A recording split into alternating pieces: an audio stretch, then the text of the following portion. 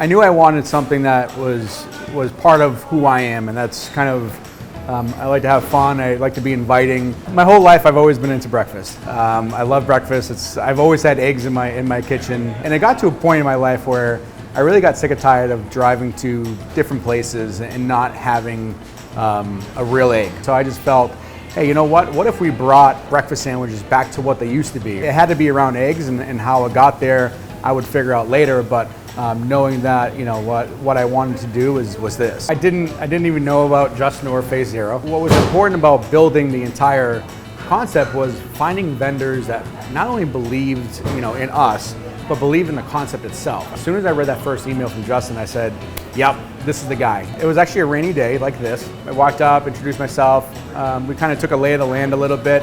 We must have sat there for 4 hours talking about the industry and what they're seeing and what they like and what they dislike. And a lot of it was Justin kind of jotting notes down and page after page after page. And I knew he was gonna really kind of take ownership of the actual project. There were certain challenges that we saw, that how are we going to be able to make a space that's very narrow, has all this back of house area, but not feel tight.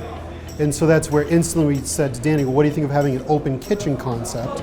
And by doing that, it allows us to have a space much more wide open. But what it really did was it allows the customers and the staff to still connect. Simplicity and honesty is very important to them.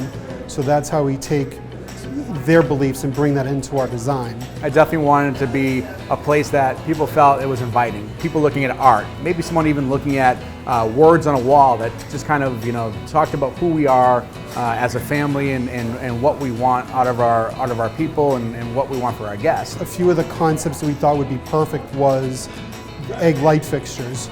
So we found these really cool light fixtures that are white on the top, yellow on the inside, with a cracked egg. We said, Danny, look at this. These are made for your restaurant. One thing that we always like to see is murals, bringing local artists and seeing how we can use them to add character to that space. We had this long exposed beam up against the wall, and that was protruding into the space. We said, well, let's take that, box it out. We can put a window counter underneath it, and those can become a more intimate area where people can sit, feel like they're in their own little zone, even though they're right up against the main traffic area, but they're not going to feel that way. Things have been great. You know, feedback has been very positive. I do see this concept being able to go into airports, universities and colleges, stadiums.